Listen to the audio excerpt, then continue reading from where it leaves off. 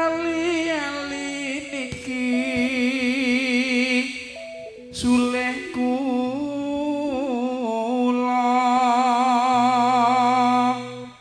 ya aja dianggap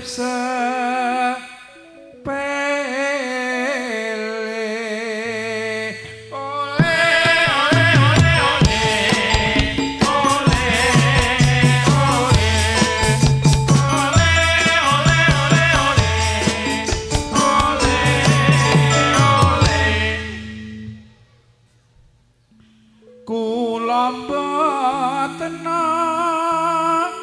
melu hamung ati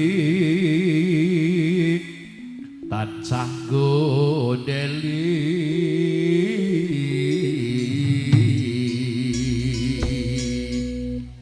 tiga dua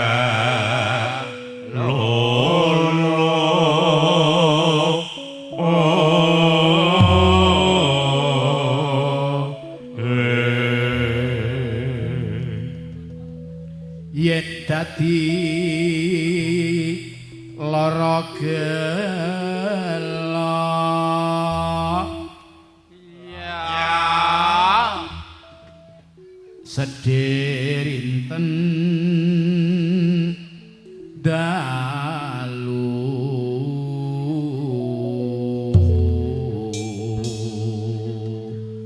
mrene saben sore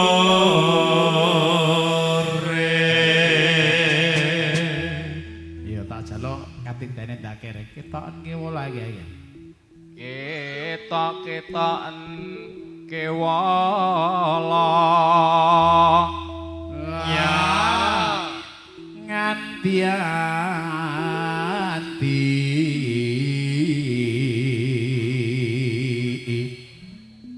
besok apa bakal bali Firman tahu Firman boten Firman tahu Firman boten yen bali bejo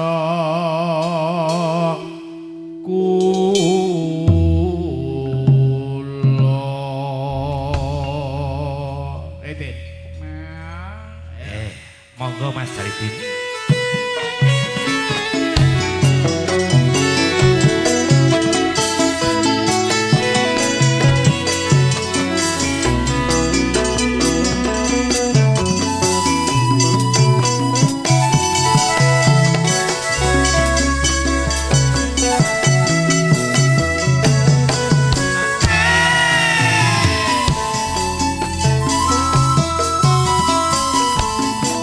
Ngajeng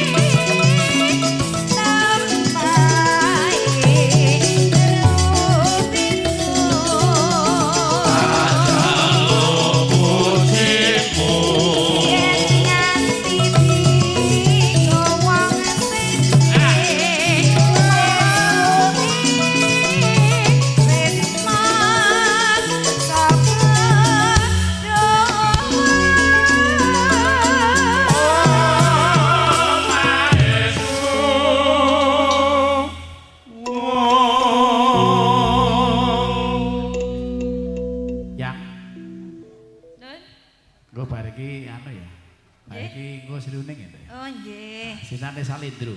Nggih Kang Mas. Manut to. Manut to ya. Manut no. Manut kuwi tekku kok. Oh lah ra kowe. Kowe. Iya Lho no. tekes iki partnerku lho. Oh kowe. Iya. Ning kene tak jelok aja Victor ning ngene. Victor niku napa? Pikiran kotor lho nah entuk. Ndak disreni karo Mas Mister. Oh nggih. Mister Sedon. Oh.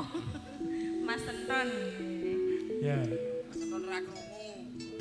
Pilihanku pripat biru tapi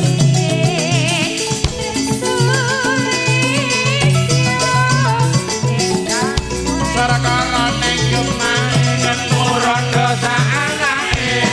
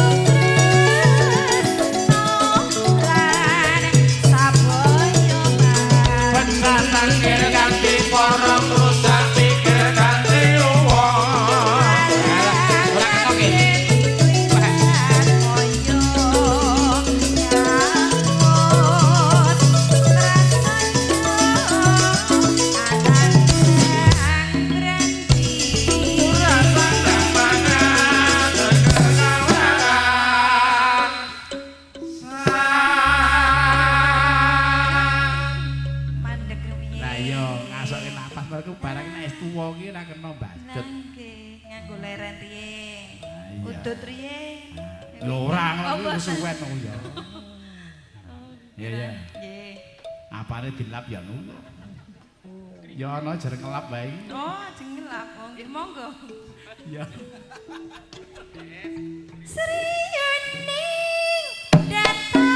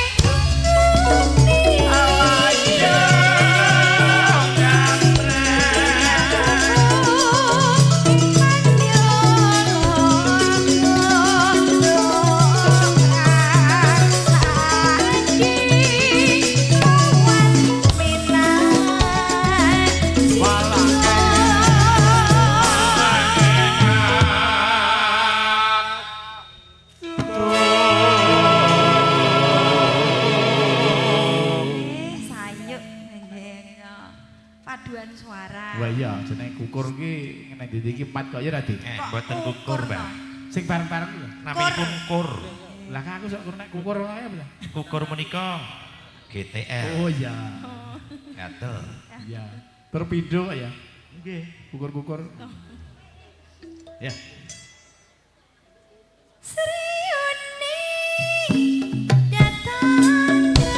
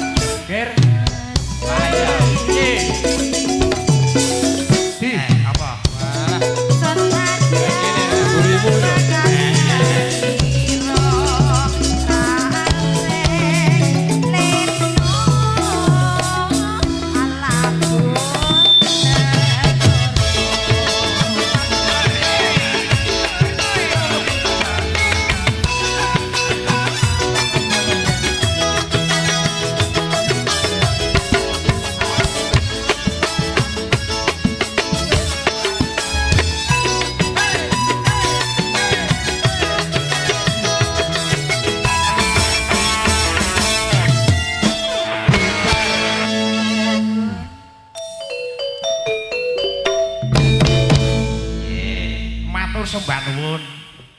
Larasipun slendro. Iki wau langgamipun langgam. Ali-ali kajengaken Sriuning. Ya. Mas wis mencak kanca? Nggih. Kasuwun lerem malih. Kaya wong kondangan Mas aku nih. Sagung para tamu. Sajengipun kasuwun foto sarengan sinigek sawetawis baregyan bareng badhe kalajengaken. Wonten kadhayangan siang menika Rumas Bombong Binyaso Birojoning Penggalih. Pamengku gadis kalian dupi sampun kepareng ngawunyani binarga pinanten sarimbit. Sampun keparang jajar sumanding boten ing sastra pinajang so sagung protamu. Sampun keparang rawuh hanyestreni menggah tumapaking bahagian samangki. Using penggalih saking pamengku gadis kalian tan ana liyan amung keparang badhe asung swagoto manembro marjo katur dumateng sagung protamu minulya. Ananging kabetaros Bombong Binyaso Birojoning Penggalih pramila wonten ing dayangan siang menika nyuwun gungan wiripun Bapak Suyanto sarjana ekonomi magister manajemen yang saperlu ambabar menggah lekas-lekasing gati-ati jero bagian samangki. Pramila katur dumateng ingkang kinurmatan Bapak Suyanto SEMM semoga nuwun kepareng jumeneng sawetawis menggah jumenengipun Bapak Suyanto sarjana ekonomi magister manajemen kepareng badhe jinadran wonten ing muri ananging wiripun Bapak Tri Haryanto Sumawana Bapak Suprapto katur dumateng wiripun Ibu Pamomong Insyat Mojo Pinanganten kasuwun jumenengaken pinarga pinanganten wonten ing sasana pinajang kajajaran jumenengipun pamengku gati miwah Besan Sutrisno ing masala sumangga nuwun sasana miwah swasana kasumanggaken nuwun. Bismillahirrahmanirrahim. Assalamualaikum warahmatullahi wabarakatuh. Alhamdulillahi rabbil alamin. Wassalatu wassalamu ala asrafil anbiya'i wal mursalin wa ala alihi wa sahbihi ajmain. Asyhadu an la ilaha illallah al malikul haqqul mubin wa asyhadu anna muhammadan abduhu wa rasuluh shadiqul wa'dil amin. Allahumma sholli ala Sayyidina Muhammad wa ala ali Sayyidina Muhammad amma ba'du. Nuwun panjenenganipun sesepuh pini sepuh ingkang hanggung mastuti dumateng pepoyaning kautamen.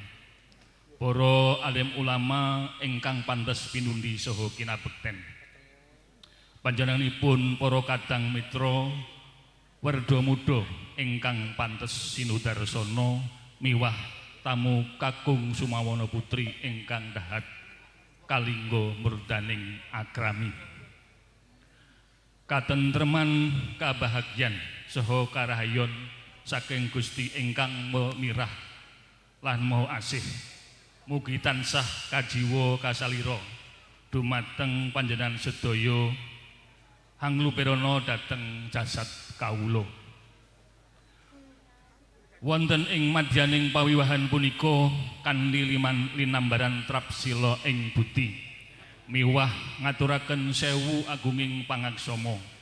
Mugi pinarengna kawula cumantaka marak ngarsa hangembil kamardikan panjenengan ingkang katemben wawan pangandikan. Hangembani inggih awit maradapa keparengipun Bapak Suratno sekalian garwa. Kula piniji hangembani wuwus minangka talanging basa kinen hangaturaken menggah wigatos sing gati pahargyan ing siang kalenggahan punika. Minangka purwakaning atur sadaringipun kawula hamurwani lekas wekasing karti gatining sedya murih purwa madya wusana tansah manggih rahayu kalis ing rubita nir ing sambikala.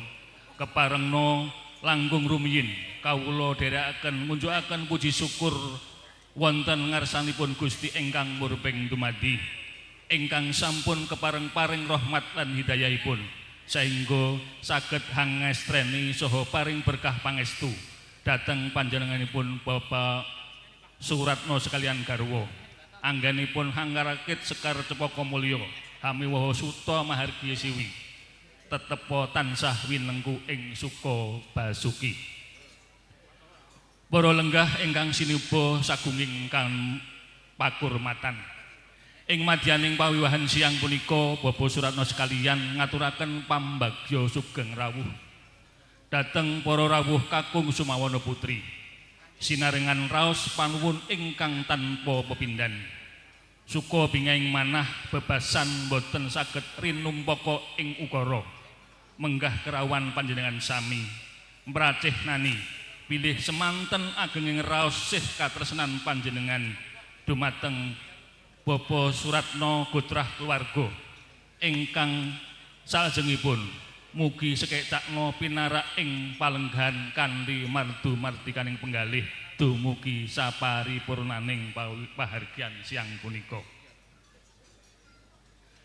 Menggah wigatos ing gati panjenenganipun Bapak Suratno sekalian garwa angaturi rawuh panjenengan pilih wonten ing wanci siang punika Bapak Suratno sekalian hanatepi darmaning sepuh hamiwaha putra mahargya siwi ngentas pitulus kenya putrinipun ingkang asesilih Roro Ayu Retno Ambarawati ingkang sampun jinatu krami kalian Bagus Maryanto putra jalu saking Bapak Narno ingkang pidalem ing Klunggean Plumbon sambung macan Seragen.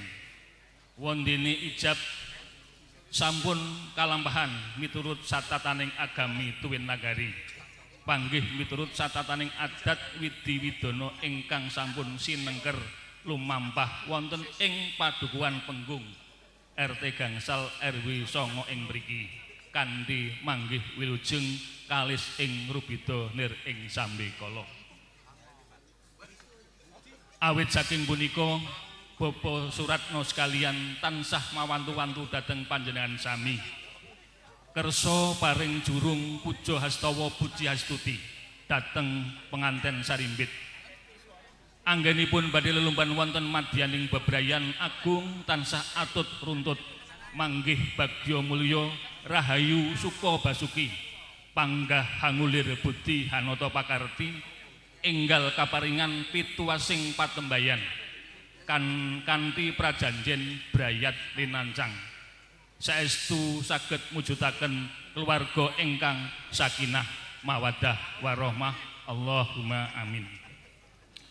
Salajengipun bilih kaleksananing pahargyan ing kalenggan punika saged kelampahan karana sih pambiyantunipun para sanak kadang pawong mitra tangga tepalih saha para tamu ingkang sampun kepareng-paring pisumbang ingkang arupi punapa kemawon.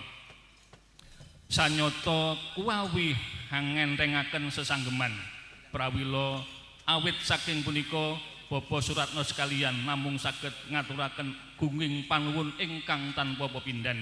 Mugi sedaya sih kadarman panjenengan dados ngamal kasanah pikantuk leliru ingkang satruju miwah bebingah ingkang malimpah saking Gusti ingkang Maha Mirah. Sangyaning para rawuh kakung Sumawana Putri ingkang saduhu kinurmatan.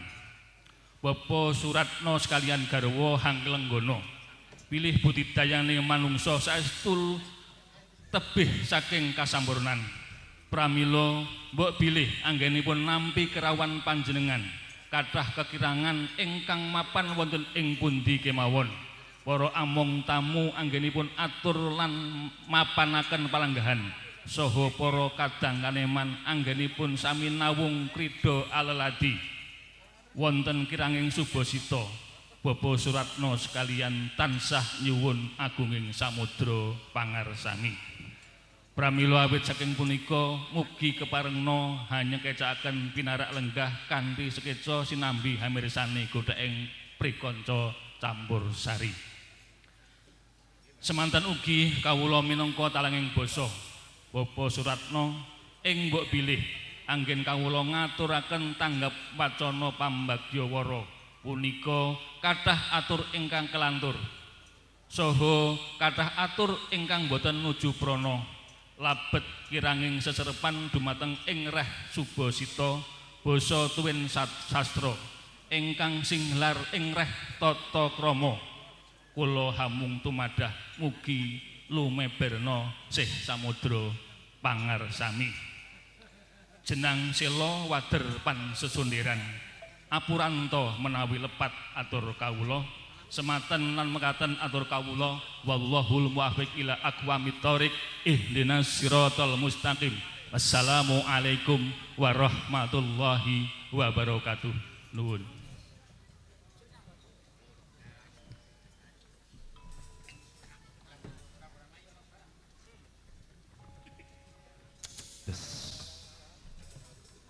Sagung para tamu kanthi wijang wijiling pangandika saking winipun anggih Bapak Kepala Desa sampun parababar menggah lekas pekasing gadya dicara pargian samangki. Sagung para tamu saos ungin bilih pratandha paripurnaning pargian samangki ambok bilih para kanca mudha pramuladi sampun warati ningginipun saos pasugatan mewah pindarga pinanganten sampun deparakaken dimiji saking sasana palenggahan. Salajengipun nyuwun sewu sawetawis kangge angrantu tumapak ing adicara paripurna mugi dipun sekecakaken anggenipun samirenggahan sagung pratamu. Wonten awala saking ngginipun Bapak Among tamu. Nyuwun sewu radi telat kula matur kula maos. Pinarak majeng mriki Bapak sumangga niki wonten awala ingkang kepareng badhe paring pasumbang bawa dandang gula. Kasumanggaken Slendra napa pela? Ngapunten niki manawi nyuwun gendhengipun menika slendra menika nyuwun Sri Uning ini gandeng sampun dipun sembadani mbok menawi mangke gendhengipun saged sanesipun. Sumangga Bapak Among tamu sinten wau? Ingkang pareng badhe bawa sampun ngripta salah satunggalipun bawa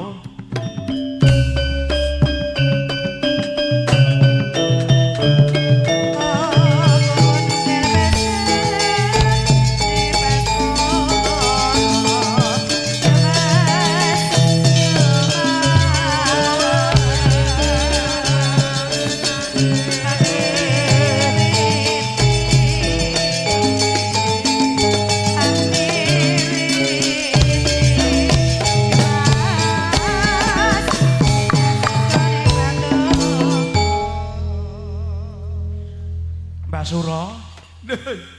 Pak Suyata paring dawuh. Nggih. Wis kowe wile sing bawa ngoten niku Mbah pripun iki, Mbah? Lho, niki sampun dipun paringi racikan bawanipun. lah kowe di Dondang dandang gula. Heeh, kowe. Aku ora iso maca nek aku Aku nek yo- dene iki aku ora aku iso yo- maca nek sesuk ngono mungkin aku semaya. Olah alah. Tak kira nek sesuk iya ngoten. Ora. Sik. Tintinganipun Lendro. Heeh. Oh, Nano nano. Nah. Bapak Ratno ing siang puniki Ya. ningkahaken putranipun Ambar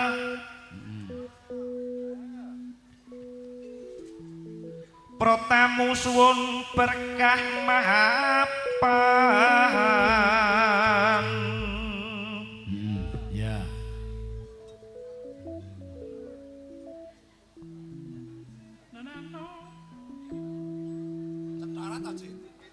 kakung putri sami hanjenenge ing dusun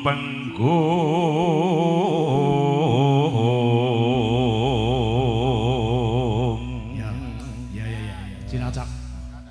Niki kula ento-ento kok Heeh. kekadahan gatra. Heeh. Rawe-rawe rantas malang-malang putung.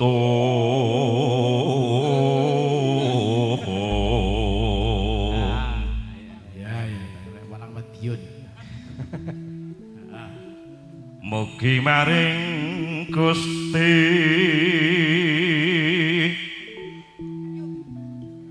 ingkang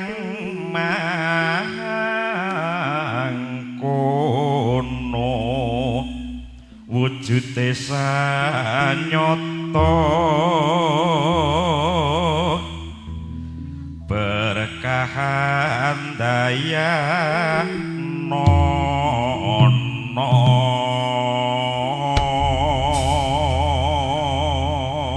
gede iki wedi, gede iki. langgamipun sumangga Dak jaman barajoan Jur keli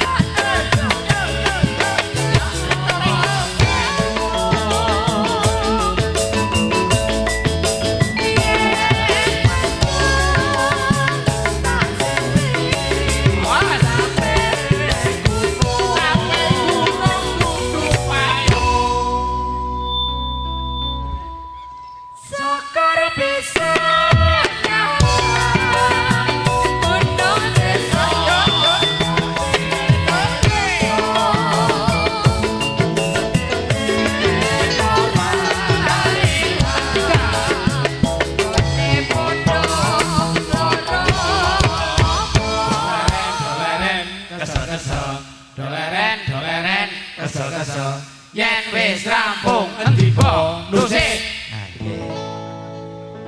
Matur sembah nuwun. Sembah nuwun katur dumateng pinipun Bapak Tono kula sampun paring kawigatosan dumateng para kanca sedaya manunggal. Nggih niki parigyan yektos sampun rampung kawis tinggal pinanganten sarimbit sampun keparang kakandhi miji saking sastra palenggahan. Ngontapaken konduripun sagung protam sedayan-sedayanipun ing wasana kanthi ngaturaken syukur alhamdulillah bikauli alhamdulillahirabbil alamin bagian kang winengku saking pamangku gati saged tumampahaken rancak dhateng mangke rupido setunggal punapa ing wasana wilujeng siang saha sugeng kundur sagung pertamu mugi rahayu yang sami pinanggih wangsul dumateng para kanca sedaya manunggal yang dipun pangarsani Mas Entun engko niki wangsul melih saniki gantos wasana lagunipun dandut Ora kok nyanyi pangasane. sinten Mas Entun Heeh. Mas Entun Ku nek gelem nyanyi elek lho. minggu pon menika drone mboten wani nyanyi. Ora ku nek gelem nyanyi elek lho. Wah tak kene apik. Ya. Monggo jengretno.